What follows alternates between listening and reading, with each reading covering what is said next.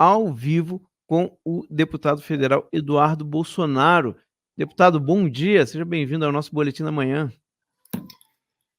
Bom dia a todos vocês que estão nos assistindo aqui pelo Terça Livre. Satisfação participar mais uma vez e trazer um pouquinho de luz a esses tempos estranhos que estamos vivendo aqui no Brasil.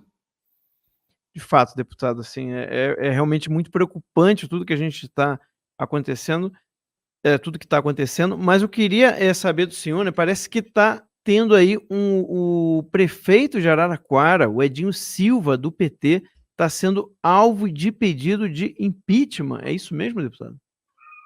Exatamente, Max. Ontem nós realizamos uma ação social, levamos alimentos e mantimentos não perecíveis para 39 entidades de Araraquara, uma iniciativa encabeçada por mim, pela deputada Carla Zambelli e pelo Hélio Negão, que fomos multados na motociata do presidente Jair Bolsonaro em São Paulo, né? O Ditadória nos multou em pouco mais de R$500. Nós depositamos o nosso valor da multa nessa vaquinha e dissemos que o excedente, o que ultrapassasse R$1.500, a gente faria doações.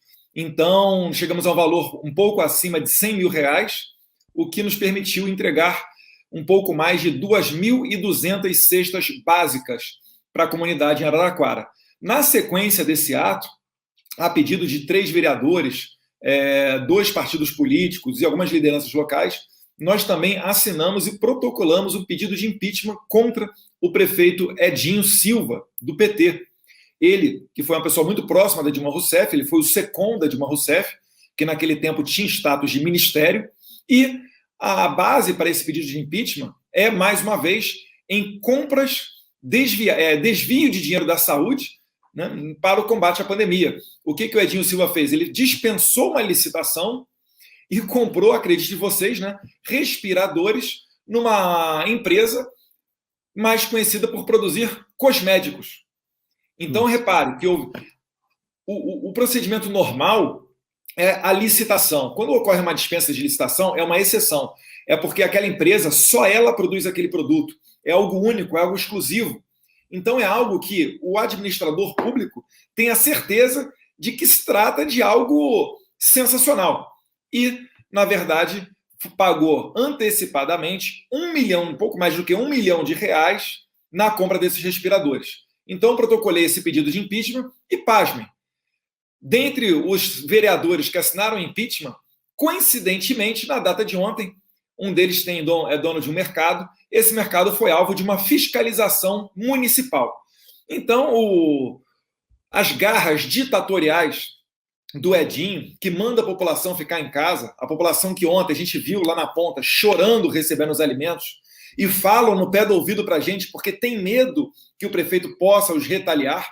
Inclusive, Max, algumas entidades, alguns institutos de caridade não receberam as cestas, mesmo precisando, porque tinham medo de retaliação do prefeito Edinho Silva. Nossa. Vai vendo como esses mini ditadores vão se comportando. E nós fizemos a nossa parte, protocolamos o pedido de impeachment e agora a gente pede para que a sociedade de Araraquara pressione os seus vereadores para esse pedido caminhar dentro da Câmara de Vereadores. Precisam pressionar mesmo, pode ter certeza que a gente vai estar cobrando aqui diariamente, né? Com certeza, com certeza. E, deputado, existe algum tipo enfim, né, o senhor tem algum conhecimento sobre a situação do apoio do prefeito na base da Câmara Municipal? Olha, de fato, atualmente, o prefeito Edinho Silva, ele tem a maioria ali, né? Vai ser complicado a tramitação desse instrumento, mas nós temos que fazer a nossa parte. E na política, as coisas mudam, né? De repente, surge uma condição favorável para o impeachment dele, ele que está ali abrigando todos os compinchas do PT que saíram após o impeachment de Dilma Rousseff, né? Encontraram um abrigo não só na Bahia, mas ali em Araraquara também. Então, ele tem abrigado esse pessoal debaixo da sua asa, né? Debaixo da prefeitura. Mas é difícil andar. Mas a gente tem que fazer a nossa parte. Nós somos parlamentares, a gente tem que cobrar, a gente tem que esclarecer pelo menos a população para que na próxima eleição ela saiba como se comportou aquele vereador. Se ele está apoiando uma pessoa que é acusada de desviar dinheiro da saúde, da pandemia, esses sim os verdadeiros genocidas, né? Imagina quantas pessoas não poderiam ser salvas com esse R$1 milhão, quantos leitos de UTI não poderiam ser abertos, quantas vacinas não poderiam ser compradas. Infelizmente, esse tipo de pessoa não vai parar nessa CPI do circo, a CPI do Lula, tocada por Renan Calheiros. Inclusive, né, que pediu aí a quebra de sigilo de Alan dos Santos, Terça Livre, Conexão Política, Brasil Paralelo. Está aí escancarada a perseguição a conservadores. Eu tenho receio pelos próximos capítulos dessa perseguição tão exagerada. Não, eu disse na Paulista, inclusive, Ítalo e Max, no meu discurso, que ser cristão, aprender a perdoar, ser tolerante, não se confunde com ser otário, né? E o presidente também, mais cedo, acho que foi o vídeo dele de ontem, se não foi de ontem, foi de hoje, ele falando que se saírem das 4 linhas, e aí partem para o vale tudo. Quando tem o vale tudo, é vale tudo para tudo quanto é lado, né? É uma situação que nós não queremos ver. Só que estamos vendo que apenas o presidente tem jogado dentro dessas 4 linhas da Constituição. Emendando aqui no assunto, para quem não é do direito, eu vou explicar para vocês. É impossível, é inimaginável que um juiz possa abrir uma investigação. No Brasil, vige o chamado sistema acusatório. Uma pessoa acusa, uma outra pessoa defende, e uma terceira pessoa imparcial, que não se comunica nem com a acusação nem com defesa, faz o julgamento. Quando um juiz faz a acusação, isso daí está violando esse sistema acusatório. A gente está voltando para o tempo da Inquisição. Olha, é inimaginável pensar que no Brasil nós chegaríamos a esse ponto. É o chamado processo judicialiforme, quando o juiz inicia o processo. E pior do que isso, quando a gente vai para a esfera do ministro Alexandre de Moraes, ele mesmo se diz vítima de ataques, ele mesmo acusa e ele mesmo julga. Isso daí é uma excrescência em qualquer canto do Ocidente, em qualquer lugar democrático. Se você explica isso para um estrangeiro, ele não vai nem conseguir entender como que essas coisas estão acontecendo, porque isso só acontece em um tipo de regime, em ditadura. Somente em ditaduras é que acontece esse tipo de coisa. E logo após a live do presidente e as manifestações de 1º de agosto, o que o STF faz? Coloca o presidente da República dentro de um inquérito. Bem, o primeiro passo é denunciar, vocês estão vendo o que está acontecendo, vamos ver aí as cenas dos próximos capítulos, mas sempre torcendo para que tenhamos uma normalidade democrática e o jogo seja jogado de acordo com o que a população deseja. Quanto mais se pede o voto impresso auditável com contagem pública dos votos, que é um direito que nos foi retirado em 1996 com as urnas eletrônicas, porque até então os votos eram contados e haviam os fiscais ao lado da mesa para verificar como é que estava sendo aquela contagem. Com a urna eletrônica, eu pergunto para você, você conhece algum fiscal? Você conhece quem conta os votos? Você tem a certeza que aquele número que você digitou na urna eletrônica realmente vai para o seu candidato? Eu recomendo a vocês, finalizando aqui essa primeira participação aqui, eu recomendo a vocês assistirem a live do presidente, onde ele realmente deixa exposto vários indícios. Eu, inclusive, achei curioso, né? E vi um meme na internet de uma pessoa falando que, olha, o cara chegou em casa com perfume com cheiro de outra mulher. Aí ele chega em casa, tem marca de batom na gola da camisa. Ele chegou em casa de tarde, chegou em casa nervoso, mas a esposa não pode falar nada, ela não pode desconfiar. Ele explicitando mais ou menos que é a situação que a gente vive atualmente, onde nós não podemos sequer ousar contestar a caixa preta das urnas eletrônicas. Deputada, eu dei um exemplo no dia um pouco parecido com esse, né? Eu até coloquei aqui no meu Twitter. Eu comentei o seguinte: você viu sua esposa saindo do motel com outro, mas você não viu eles transando. Logo, você não tem provas da traição, só os indícios. Aí, de repente eu vi de você, Ítalo. aí eu vi. Ítalo, tem que trocar, cara. Você viu seu esposo. Porque sua esposa saindo, você está sendo machista, tá? Você viu seu esposo saindo do motel com outra mulher, mas você não viu nada, não tem provas. Exatamente. Aí o rapaz comentou aqui, né? Nossa, você é burro. Aí eu não pude, né, evitar, eu respondi para o seguinte: e você, pelo visto, é corno. Muito bom, muito bom. É isso, né? A internet é sensacional. A gente paga a internet para isso daí. Eu vou pegar aqui, eu vou achar. Eu até compartilhei esse, que foi uma bendada.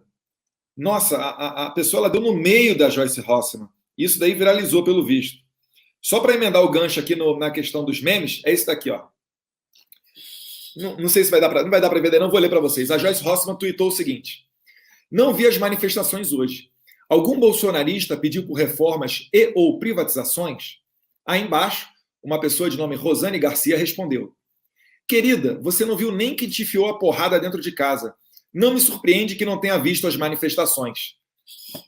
É expor na cara das pessoas a hipocrisia delas. Exatamente. E isso tem mais efeito do que a gente imagina, né, deputado? Tem muito mais efeito. Com certeza. É engraçado, entre aspas, porque eles tentam nos calar, né? Você vê que o WhatsApp, eu tenho para mim que o WhatsApp ele só limitou o número de encaminhamentos por causa da eleição de 2018 do presidente Jair Bolsonaro, né? Olha só, o produto que é feito para disseminar informação, para troca de conversas, limitou a sua própria plataforma na tentativa, na minha opinião, tá, de segurar o avanço das bandeiras conservadoras, do sentimento anti-aborto, do sentimento em defesa da família e etc. Mas não adianta, porque a gente vai encontrando caminhos. Eu lembro para vocês que em 1964, sabe como é que o povo foi para a rua? Antes de 31 de março, teve a Passeata dos Milhões, tá? Tinha Rio de Janeiro, tinha São Paulo. Eram as mulheres que, através de bilhetinhos de papel, passando de mão em mão, é que fizeram a passeata acontecer. E esse pessoal está achando que vai nos impedir, limitando o encaminhamento de grupo de WhatsApp. Eles têm que aprender com a história também. Com certeza. Perfeitamente. Eu não sei se o Ed Raposo quer fazer aí alguma pergunta para o deputado federal Eduardo Bolsonaro? Não, eu queria fazer uma analogia com... Bom dia, Eduardo.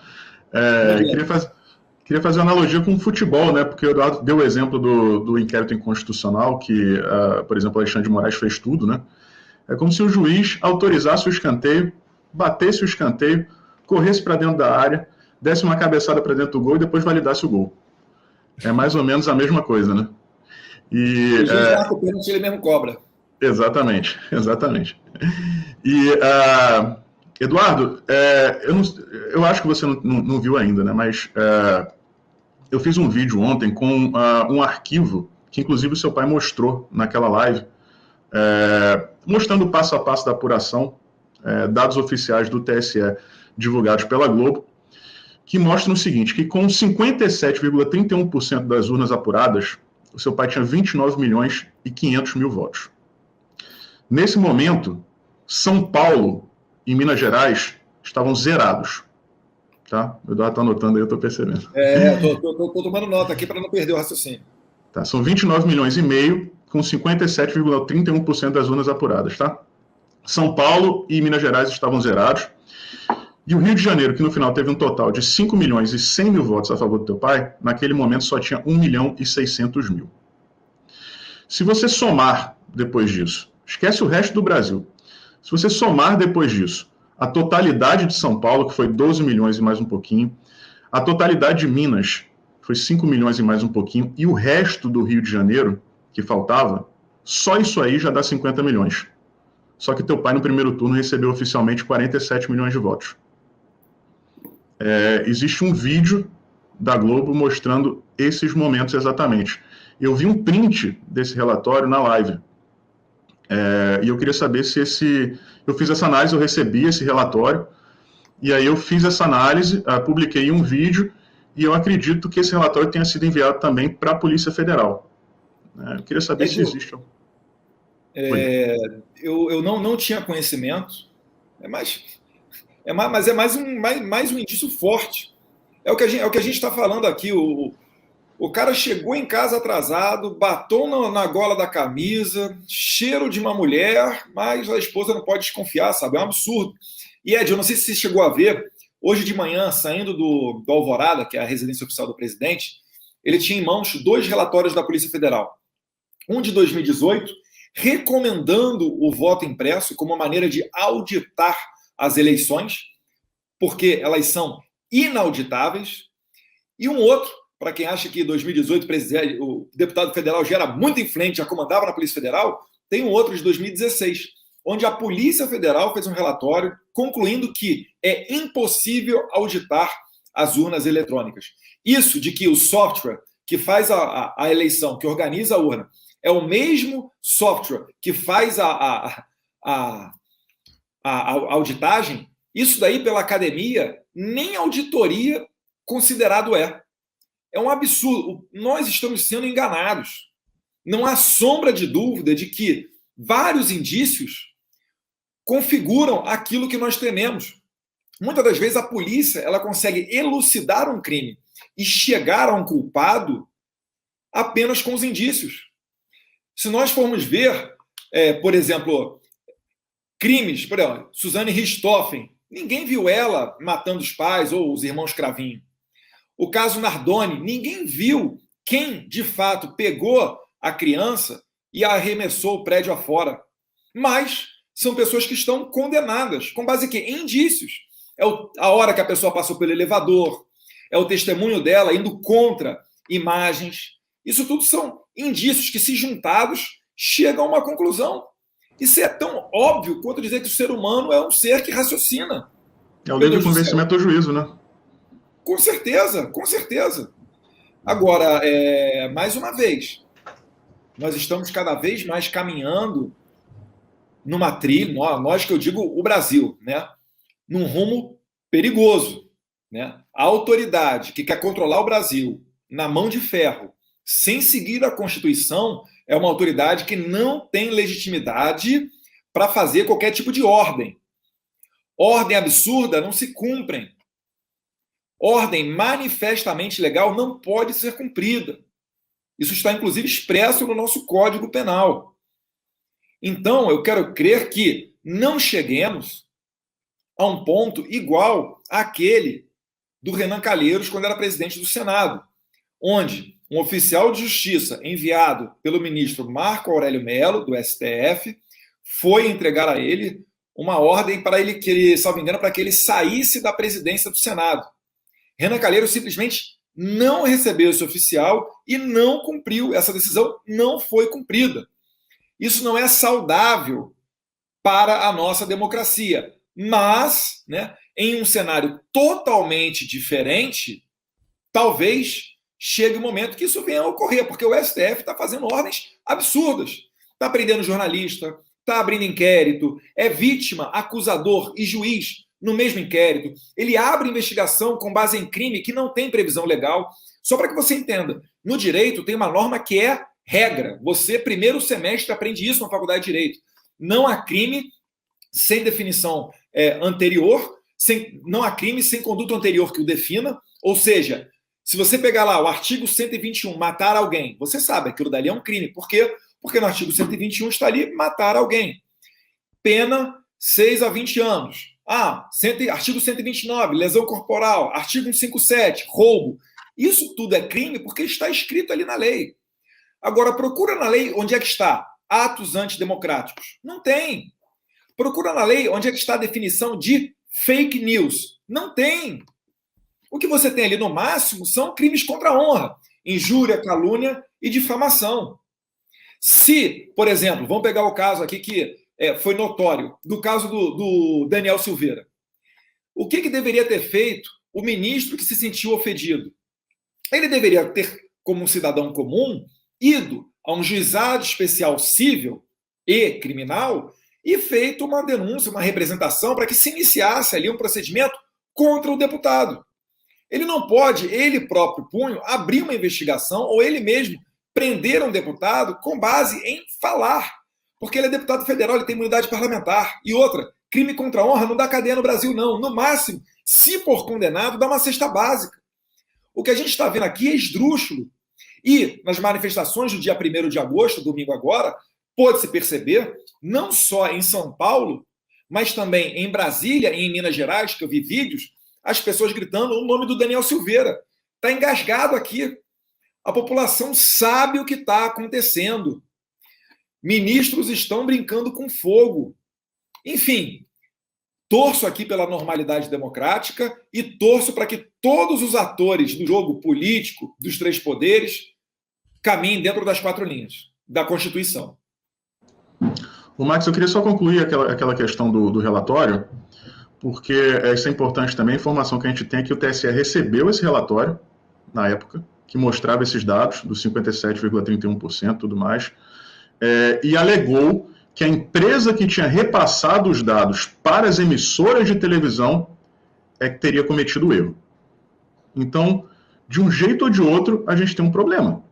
Claro. Porque ou houve uma fraude, muito clara, né, através da matemática básica, ou então falta transparência, porque não adianta eles chegarem e dizerem, olha só, tem uma empresa aqui que não fez o trabalho dela direito, não passou os dados de maneira correta para as emissoras de televisão. Tá, mas tudo bem, então quais são os dados corretos? Quais são? Aí, como o Ítalo disse, você pode manipular esses dados, de acordo com o que o técnico que foi aí disse, em qualquer etapa do processo. Então, se o TSE inventa uma desculpa, pode, né? Vamos dizer assim, inventar uma desculpa, dizer que a culpa foi da empresa que repassou os dados, e depois manipular esses dados para dizer, ó, os dados certos eram esses aqui. A gente não sabe se esses dados eram realmente certos. Não, esse é o grande ponto, né, Ed e deputado Eduardo, é a falta de transparência. É só isso que a gente quer. A gente só quer um sistema eleitoral mais seguro e mais transparente. Só isso para você, né, Max? Para quem frauda, isso daí significa cadeia e perda do mandato, perda do cargo. Pois é. O Ítalo queria também falar uma. Agora, deputado, eu queria saber o seguinte, né? Depois de amanhã vai haver a votação, né, na comissão que vai tá votando essa PEC, né? Qual que é a expectativa do senhor sobre essa votação depois de amanhã? Olha, Ítalo, eu cheguei ontem à noite de Araraquara, não sei ainda qual é o sentimento dentro da Câmara dos Deputados, né? É óbvio, a gente tem esperança que possa surtir efeitos, ainda mais depois da decisão do Partido Republicanos, que fundamentou na pressão vindo das redes sociais a sua mudança. Então, o Republicanos passou a ser a favor do voto impresso auditável, com contagem pública dos votos, mas agora depende dos demais partidos. Eu quero crer que até quinta-feira, que é quando se realiza a sessão da comissão especial, a gente consiga ver essas trocas acontecendo. Mas também temos que estar preparados para caso essa troca não ocorra. Poderia ser feito, inclusive, puxar essa matéria direto para o plenário. O presidente, não estou querendo jogar aqui a responsabilidade para ele, até porque o rito ordinário é que realmente a PEC primeiro seja aprovada na comissão especial para depois ir a plenário, mas em situações excepcionais, se eu não estiver enganado, o presidente da casa pode pensar essa matéria, a PEC 135, e colocar ela no plenário. Eu não sei se eu estou certo, tá? Eu vou confirmar aqui com a minha assessoria, no regimento interno da casa, mas eu acho que existe essa possibilidade. Havendo essa possibilidade, acredito que seja a melhor possível, porque aí sim você teria um debate no plenário e seria votada de maneira nominal, para que as pessoas saibam qual é o posicionamento de cada deputado e não fiquemos ao sabor desse jogo de líderes. Porque o que descambou essa balança foi a reunião do ministro Barroso. Até a reunião dos líderes partidários com o ministro Barroso, que é o presidente do TSE, Tribunal Superior Eleitoral, havia uma maioria para que a gente aprovasse na comissão especial a PEC 135. Depois dessa reunião, 11 líderes simplesmente mudaram de posição, da água para o vinho. Inclusive, o presidente ele tem suscitado muito, perguntado muito o que é que foi negociado nessa reunião. Quais foram as argumentações do ministro Barroso? Se ele puder expor, se o ministro Barroso puder dizer o que é que ele fez para convencer, numa tacada só, 11 líderes partidários a mudar de posição, inclusive líderes de partidos que já contestaram eleições no passado. Pessoas, por exemplo, Leonel Brizola foi o primeiro a contestar, no caso do Proconsult, no início dos anos 80, a informatização dessa apuração. Se fizer uma busca na internet, você vai achar esse caso. Enfim, é o que a gente sempre disse, nunca foi uma pauta de direita nem de esquerda, mas, infelizmente, o que nós estamos percebendo, e principalmente em outros países, é que, sim, isso está se tornando uma pauta de direita contra esquerda, onde a esquerda busca sempre deixar brechas para fraudes. Vou citar um exemplo aqui, só para ficar nesse exemplo, o estado da Geórgia. Lá na Geórgia, você chega para votar, você não precisa nem de identidade com foto. Então, as suspeitas de pessoas votando mais de uma vez, pessoas que utilizam, se valem ali de falecidos para poder votar 2, 3, 4 vezes, essas suspeitas são muitas. Então, na Geórgia está ocorrendo uma reforma eleitoral e lá tudo funciona via estados, né? Não é no Congresso Nacional dos Estados Unidos. Na Assembleia Legislativa da Geórgia está sendo votado um projeto onde o pessoal republicano, né, de direita, conservador, querendo exigir um documento com fotografia para que você possa votar, e do outro lado os democratas, que são as esquerdas dos Estados Unidos, sendo contra esse projeto. Então é lamentável. Eu acho que transparência na eleição não faz mal a ninguém. Pois deputado, assim, fazer aqui quase um desabafo, né, tendo o senhor aqui no nosso boletim. A gente tem um judiciário, o papel do judiciário, ele é muito honroso, porque o papel do judiciário é aquele que fica de uma certa distância dos outros poderes para ter a imparcialidade para julgar as coisas. E a gente está vendo o papel de ministros do STF tendo uma atuação política, né? Tendo uma atuação dentro do legislativo, querendo, de alguma maneira, interferir em criação de leis, né? Do sistema eleitoral. E outra coisa, fazendo uma oposição aberta ao governo federal.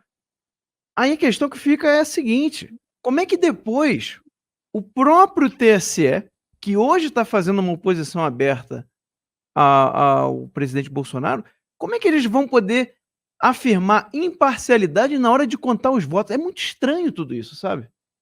Parece, Max, que eles tomaram gosto. O que circulou pelos corredores da Câmara dos Deputados é que existiram até ministros do STF entrando em contato com deputados para validar a prisão do Daniel Silveira. Isso aí rolou nos corredores, esse boato, né? Não tenho como comprovar, tá? Mas é o que assessores, algumas pessoas ali estavam comentando, e parece que alguns ministros da Suprema Corte tomaram gosto por isso e agora resolveram intervir, inclusive, em propostas como essa PEC. E como nós, deputados, somos julgados pelo STF, e o STF tem cada vez mais, como eu disse, né, criado inquéritos com base em crimes que não existem, como atos antidemocráticos e fake news, os deputados, muitos deles, certamente se sentem intimidados. Eu não tenho dúvida disso. Tem medo de que, contrariando um pedido de um ministro da Suprema Corte, possam ser eles incluídos nesses inquéritos sem pé na cabeça, chamados inquéritos do fim do mundo. Né? Até um livro escrito pela Ludmila Lins Grilo e outros juristas dão conta dessas ilegalidades e inconstitucionalidades absurdas. Então, mais uma vez, é lamentável. Agora, nós temos que saber como se comportar diante desse tipo de situação. A gente tem que expor, né, tem que dizer dessa invasão de competências. Se os poderes são independentes e harmônicos entre si, não pode um ministro do STF ter a proatividade de entrar dentro do Congresso e falar com congressistas. O Poder Judiciário é, por excelência e por princípio, inerte. Ele só age quando ele é provocado. Então, são mais umas cenas de tempos, parafraseando o ministro Marco Aurélio de Mello do STF, né? São cenas desses tempos estranhos que estamos vivendo. Perfeito, deputado. Ed? Como o deputado falou, né, essa questão dos ministros do STF interferirem fazerem lobby, né? Inclusive a atuação político-partidária é crime de responsabilidade previsto na Constituição Federal, passível de processo de impeachment, né? Mas o engraçado é que quando o presidente começa a especulação a respeito do nome que ele vai indicar para o Supremo Tribunal Federal, começa toda aquela fiscalização, né? Ele não pode indicar esse nome porque ele é muito próximo do presidente, aconteceu com o Alexandre Ramagem na época da Polícia Federal, mas ao mesmo tempo o caminho inverso é validado por eles próprios. Sim. Porque eles fazem isso. Eles procuram os deputados para tentar influenciar decisões dos deputados. Eu sei que o deputado Eduardo não pode falar isso, mas eu acho que eu posso falar. Isso é o famoso rabo preso, né? Tem muito parlamentar com rabo preso, processos criando mofo nas gavetas do STF, e quem tem processo tem medo, porque quem julga os processos são os ministros. Então você cria uma interdependência entre essas duas pontas, que é muito perigosa. Isso tem que existir uma maneira de corrigir isso aí. Sempre que as autoridades se afastam da realidade, se afastam dos anseios da população, ocorrem problemas, né? Isso daí é visto vastamente na história. Se o rei está comendo caviar e a população não tem o que comer, dá problema, né? Um afastamento da realidade desses. E você, Ed, citou com muita propriedade, lembrou muito bem, né? O caso Ramagem, quando o presidente, que tem esse pressuposto legal de nomear o diretor-geral da Polícia Federal, quando ele foi nomear, o ministro Alexandre de Moraes monocraticamente impediu, dizendo que ele era uma pessoa próxima da família, né? Acho que foi uma ação até da Rede, ou do PSOL, não sei, acho que foi da Rede, e com fotos com o Ramagem, junto com Carlos Bolsonaro, para dizer que eram pessoas próximas. Mas calma aí. E o Edson Fachin? E os demais ministros indicados? Será que não eram próximos do Lula? Será que não eram próximos da Dilma? Temer? Enfim, é natural. Qualquer um de nós, quando chega à chefia de uma empresa, ou quando nós chegamos a um cargo público de alto escalão, onde você tem a possibilidade de fazer nomeações, você vai nomear no seu entorno pessoas próximas de você. Porque o primeiro requisito é a confiança. E, em segundo lugar, é que vem a questão técnica, para você conseguir governar. De nada adianta você nomear uma pessoa que tem um conhecimento gigantesco se essa pessoa ela não é próxima de você, se você não sabe como ela vai se comportar em determinada situação, sob determinadas condições de pressão. Então é óbvio e natural que você vai indicar pessoas próximas. Agora, foi inaugurado, depois da presidência de Jair Bolsonaro, esse tipo de crime, né, de nomear pessoas próximas para cargos de confiança. Lembrando que o delegado Ramagem ele tem um vasto currículo dentro da Polícia Federal. Né? Trabalhou na fronteira, tem anos de experiência na Amazônia, já participou da organização de grandes eventos, é uma pessoa que é relacionada com a área de inteligência, tanto que foi nomeado para presidir a ABIN, e isso daí causa mais estranheza ainda, né? Ele é competente para presidir a Agência Brasileira de Inteligência, mas não era competente para presidir a Polícia Federal como diretor-geral. E, aliás, né, depois disso, nunca mais foi julgado o caso dele, né? Justamente para colocar ele numa espécie de geladeira. É mais um capítulo desses sombrios aqui da nossa frágil democracia. E isso tudo só está acontecendo, finalizando, porque nós dormimos durante décadas, de maneira geral, só assistindo futebol e novela. Agora que a gente acordou, que está tudo aparelhado, tudo instrumentalizado, a gente está tendo esse tipo de problema. Então, nós não estamos vivendo uma situação de normalidade democrática. Eu, inclusive, falo que o presidente Jair Bolsonaro está passando por um governo de transição, onde ele não vai conseguir fazer tudo o que ele gostaria, fruto desse aparelhamento tão forte de anos de esquerda no poder. Ítalo. Deputado, o que você falou faz todo sentido, né? Eu acho que eu cheguei a comentar algo sobre isso numa das aulas que eu dei pro Juntos, né? Que é o seguinte, eu fiz o seguinte exercício, né, para as pessoas, né? Se o Haddad tivesse ganho, né, em 2018, provavelmente nós teríamos um 2019, um 2020 até mais tranquilo. Um 2019 pelo menos, né? Mais tranquilo do ponto de vista com os problemas políticos, né, a crise política, etc, né? O problema é que ele continuaria, né, aquele processo, né, de esquentar a água da panela com o sapo dentro, né? Até o sapo perceber que está sendo... Até o sapo ser cozinhado sem perceber. O sapo, no caso, somos nós, né? Então, é justamente... Pois não. Eu duvido que o Haddad, quando fosse nomear alguém para a Polícia Federal, fosse ter qualquer tipo de problema. Duvido. Duvido também. Com certeza. Com certeza. Então, o que nós estamos vivendo aí é justamente essa ação, esse efeito colateral do remédio, né? Por assim dizer, né? O que eles nomearam de bandido e de acusado para ministério disso, ministério daquilo, cargo aqui, acolá, não é brincadeira, não está no gibi.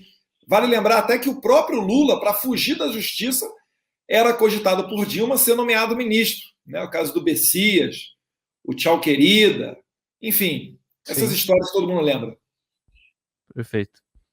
Ou seja, eram governos, os governos anteriores ao Bolsonaro eram aqueles que tinham seus esquemas, né? Que estavam ali completamente inseridos no mecanismo. O que a gente está vendo desde da eleição, ou melhor, desde a campanha, né?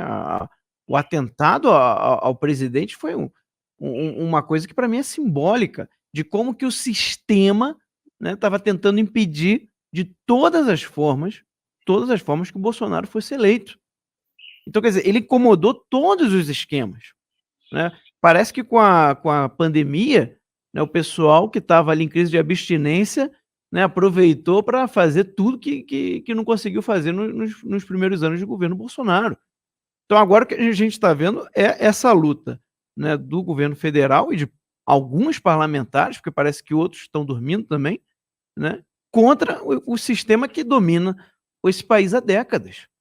Max, só para lembrar aqui, né, vocês estão vendo e acompanham aqui no Terça Livre, e certamente os espectadores também, a guerra travada pelo secretário de Cultura, Mário Frias, e Sim. o secretário nacional de Fomento e Incentivo à Cultura, o André Porciúncula, que é quem administra a questão da Lei Rouanet. Foram ali 11 ou 12 bilhões de reais que nunca foram auditados. Aí você pensa assim, 11 bilhões de reais, que volume de dinheiro sensacional para você fazer um monte de coisa. E nunca foram. São peças artísticas que a gente não sabe nem se aconteceram. Agora eu vou colocar uma pitada a mais em cima desse angu aí. 11 bilhões não é nada se nós olharmos para as estatais. Em 2015, no último ano da presidente Dilma Rousseff, as estatais somadas tiveram prejuízo, salvo engano, de 34 bilhões de reais. Prejuízo de 34 bi. Correio, Petrobras, fundos de pensão, enfim, tudo somado, 34 bi de prejuízo. Sabe quanto que ela deu de lucro em 2019, no primeiro ano do governo Bolsonaro, só de nomear as pessoas certas para os cargos certos, só de não roubar e não permitir que se roubasse? 109 bilhões de reais. A gente está falando aqui de um saldo de 143 bilhões de reais que o Jair Bolsonaro todo ano dá um cano nos corruptos. 143 bilhões de reais só com estatais. Vocês têm noção de quantas pessoas estão irritadas e desejam a queda do presidente para retornar esse tempo de roubalheira? E depois você pode somar isso. 11 bi de não sei quantos anos aí de Lei Rouanet, diluída em mais de 15 mil projetos que nunca foram auditados. E é um tapa na cara da sociedade, porque é o seguinte, se você errar um zerinho, se você errar uma vírgula no seu imposto de renda, você vai cair na malha fina. Você vai ter problema. Agora, esses artistas, essas Maria Flor da vida, esse pessoal aí, ganhou, eu não estou de brincadeira, milhões. Eu tenho um apartamento financiado em 35 anos, em 700 e tantos mil, 35 anos para eu pagar. Esse pessoal é na base dos 10 milhões, 20 milhões para peça. A Maria Bethânia era 1 milhão por ano para recitar poesia no seu site oficial. Pelo amor de Deus. Isso daí é um escárnio com a população brasileira. Agora, não ache você que vai chegar o presidente Jair Bolsonaro, vai acabar com isso e não vai ter problemas. É lógico que vai ter problemas. E ele só se sustenta hoje graças ao apoio populacional. Não foi à toa que eles se organizaram e mandaram a Gaviões da Fiel baixar o cacete nas tias do Zap, que estavam de verde e amarelo lá em São Paulo, depois de 8 finais de semana consecutivos de manifestações. E o pessoal falava, tá indo para a rua durante a pandemia, tá expondo ali a coletividade. A esquerda fazia isso porque eles não conseguiam botar a gente na rua. Quando eles sentiram a necessidade, pagaram pão com mortadela, botou o pessoalzinho dele e ninguém falou que era genocida. Esses vagabundos, desonestos intelectuais, pessoas aí nas mais diversas rádios e televisões, falaram que não, a manifestação da esquerda, o pessoal usou máscara e álcool em gel. Vai catar coquinho. Vai catar coquinho, ninguém está preocupado com a vida não, meus caros. Se trocar o presidente, vai acabar a pandemia, vai acabar a nhenhenhê de máscara, vai acabar com agressões à imprensa, que o presidente Bolsonaro agride a imprensa. Enfim, Eu espero que nós todos tenhamos aí a mesma noção disso tudo que está acontecendo. Agora, deputado, eu queria fazer uma pergunta, tanto para o senhor quanto para quem está nos ouvindo, né? Imagine se a gente pudesse ter essa discussão aqui na rádio, para milhões de pessoas poderem nos assistir, né? O Terça Livre, né, não tem financiamento de político, não tem financiamento de verbas estatais de qualquer natureza, né? Inclusive as legais, inclusive as legítimas, né? A gente não tem esse tipo de... Não, vocês ganharam R$5 pelo Google AdSense, que eu sei. Não, peraí, foram R$25, né? A superfatura aqui, foram R$25 pelo Até Google. o antagonista ganhou mais do que vocês, cara. Porra! Até o antagonista ganhou o dobro da gente, né? Não foi mais, não, foi o dobro, ganhou R$50. Nando Moura ganhou mais que a gente. Nando Moura ganhou mais Se com a nós gente. fôssemos desonestos, olha aí, Ítalo, boa ideia para o título de matéria, hein? Antagonista ganha o dobro de dinheiro público do que o Terça Livre. Ó! Aí, ó. Perfeitamente. Mas, enfim, R$25 não paga essa estrutura, por incrível que pareça, não paga essa estrutura aqui que nós temos aqui agora, não paga nossos operadores, não paga essas iluminações que nós temos aqui, né? Para isso nós precisamos, né, para manter isso aqui e para continuar crescendo e ir para a rádio, para ter essa mesma conversa aqui, que eu estou tendo com o deputado aqui, né, o deputado falando tudo que pode, que quer, tudo que pensa, né, sem, né, a gente cortar o raciocínio dele, sem a gente, né, com perguntas pegadinhas, né, tudo isso aqui a gente consegue só através do negócio, a assinatura do Juntos. Você que está nos assistindo, contribuindo, vocês são realmente contribuintes, né, no sentido mais preciso do termo, vocês são contribuintes, né, do Terça Livre, vocês é que mantêm o Terça Livre funcionando. Você contribui, ó, o deputado contribui. Amanhã tá na Veja. Você vê só, eu acho que eu contribuo para todo mundo que o Renan Calheiros pediu a quebra de sigilo. Pois é. Vai achar o deputado em todos os lugares, todas as... R$20 para lá, eu vou... Acho que da Brado Rádio eles não pediram, né? Mas Brado Rádio eu coloco lá, Super Stick, R$20. Aí o Brasil Paralelo eu assino. O Juntos do Terça Livre eu também mando. Também assino Conexão Política no celular. E eles vão colocar nas matérias que isso daí faz parte de uma rede de ódio. Pode esperar. Isso aí. Não, com certeza. Pode aguardar. Bom, mas já que eles vão fazer isso mesmo, diga lá, deputado. Eu ia perguntar para vocês. Vocês lembram quando o Alan dos Santos foi na CPI das fake news? Ou melhor, CPI do meme? Sim, claro. O Alexandre Frota estava doido para quebrar o sigilo de vocês para ver no Apoia-se quem é que financia o Terça Livre.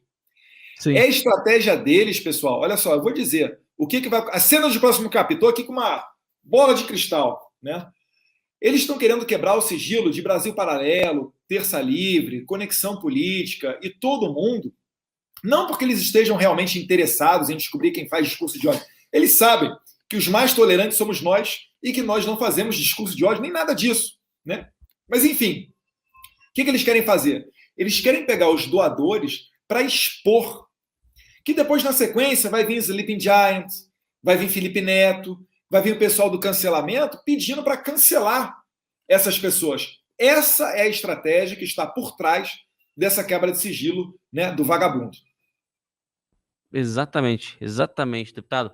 Então, só para finalizar aqui, né, pedir para que você está assistindo, né, vai lá em tercalivrejuntos.com.br, né, nós estamos aqui já com, só pegar aqui o número certinho né, estamos com 11.345 assinaturas do Terça Livre Junto. Vou repetir, 11.345 e nós precisamos chegar aí pelo menos a 13.000 para nós conseguirmos estar na rádio, né? Porque existe nós precisamos, para estar na rádio, né? Só explicar para vocês, a gente precisa alugar o espaço da rádio. Nós não temos uma rádio nossa, custaria muito mais ainda, né?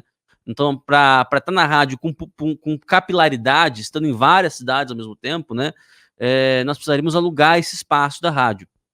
Esse espaço, evidentemente, custa um dinheiro, né? Por mais que o pessoal que esteja abrindo espaço para a gente esteja alinhado com a gente, é um negócio, o negócio deles, não podem, né, simplesmente ceder para a gente de graça, né? E para pagar esse valor, nós precisamos, né, da sua assinatura no Terça Livre Juntos. Então, se você for lá em tercalivrejuntos.com.br e fizer a sua assinatura, nós estaremos uma assinatura mais próximo, né, de estar falando essa mesma conversa aqui, esse mesmo papo, essas mesmas informações, esses mesmos argumentos, né, com o deputado aqui podendo falar à vontade, sem ter qualquer tipo de censura da voz dele, né, nós estaremos na rádio falando para milhões de pessoas. Imaginem a revolução que isso não vai significar na mentalidade dos brasileiros. Nós conseguimos dar este passo a mais. Este passo a mais, né, deputado? Então, conto com vocês. Você que está nos assistindo, né? Nós contamos com vocês para estarmos na rádio falando para milhões de brasileiros. Max. Perfeito. Eu quero agradecer muito aqui a presença do deputado federal Eduardo Bolsonaro. Deputado, muito obrigado por estar com a gente aqui no Boletim da Manhã. A gente agora vamos estar aí atentos, né, com o que vai acontecer. Esse caso chega a ser absurdo. A própria juíza, né, Ludmila Lins Grigolo, colocou no Twitter dela, né, um juiz não pode abrir o inquérito. O presidente está sendo agora colocado como alvo do inquérito das fake news. Nem sequer a PGR foi acionada. Então, quer dizer, o STF está colocando o chefe do executivo como alvo de um inquérito que ele mesmo abriu, que o próprio STF abriu. Sabe, uma coisa assim completamente absurda o que a gente está vendo. A gente não sabe como é que vai ser agora para o futuro o andar desse processo, né? Mas te agradece muito aqui a sua participação, deputado, e deixo com suas considerações finais. Eu aproveito o gancho, Max, que um inquérito aberto, sem base num crime, porque Sim. atos antidemocráticos e fake news sequer estão no Código Penal ou em lei penal existente. Um inquérito que fere de morte e viola o princípio do sistema acusatório, que eu expliquei aqui, onde um ator acusa, o outro defende, o outro julga, né? Se o julgador acusa, já se acabou o sistema acusatório. Tudo que vier deste inquérito é ilegal. Então, se no bojo desse inquérito vier um mandado de busca, isso daí é ilegal. Os agentes da lei não são obrigados a cumprir essa ordem. E, obviamente, se alguém for vítima disso, essa pessoa estará sendo vítima, pelo menos, de um abuso de autoridade. Então, quero crer que esse inquérito não vá prosperar. Eu quero crer que os ministros do STF, não os ministros, né? O ministro Barroso e o Alexandre de Moraes, que preside esse inquérito, venham colocar a mão na consciência, entender o tamanho da bizarrice jurídica que está sendo feita. Porque, de fato, se passos adiante forem ser dados, eu tenho muito receio do que possa acontecer, né? Porque isso daí não é jogar dentro das 4 linhas da Constituição. E eu finalizo aqui, Marcos, para descontrair um pouquinho o clima, que anda um pouco tenso, com uma mensagem aqui que eu vi do Marcelo, né? Terça livre, devolvam os R$25 para o Brasil construir hospitais. Né? A gente fala brincando, mas às vezes essa é a notícia do jornal. Eu vou lembrar para vocês aqui, rapidamente, que na eleição foi de 2014. Em 2016 teve impeachment da Dilma, e uma vez o jornal o Globo noticiou que na comissão especial do impeachment, que estava analisando o impeachment da Dilma, mais da metade dos deputados havia recebido dinheiro das empreiteiras da Lava Jato. E na capa era a foto minha com mais 2 deputados, como se tivéssemos recebido dinheiro de empreiteira da Lava Jato. Né? Sabe o que aconteceu? A OAS doou para o partido e o partido colocou na minha conta. Nossa. O que aconteceu? Eu nem sabia que esse dinheiro estava lá, né? E quando fiquei sabendo, acabou sobrando no final da campanha e eu devolvi até mais para o fundo partidário. Sabe qual era a quantia doada pela OAS para a minha campanha, que eu não usei e devolvi? Quanto? Pouco mais de R$300. É isso mesmo. Com R$300, o Globo fez uma chamada no maior veículo de comunicação nacional, dizendo que eu recebi dinheiro de empreiteira da Lava Jato, querendo manchar a minha imagem. Então, Marcelo, você que escreveu a mensagem, não estranhe se amanhã, de fato, artistas se mobilizarem para dizer que o Terça Livre tem que devolver o dinheiro público que recebeu. Porque eles são nojentos, eles são baixo nível mesmo. É uma guerra aqui que ela é um tanto quanto desigual. Mas, quando a gente expõe a verdade, mais e mais pessoas passam a nos apoiar. Foi assim que o Jair Bolsonaro teve um exército de voluntários e foi eleito em 2018 sem gastar sequer $1 milhão. Afinal de contas, foi esses R$300 que deram esse 1 milhão de votos que o senhor teve, né, deputado? Saiu menos de 1 centavo aí cada voto. Menos 1 centavo cada voto. É um gênio da campanha eleitoral. Obrigado. Deputado, Sucesso a vocês da Terça Livre. Muito obrigado, Obrigado, deputado. deputado.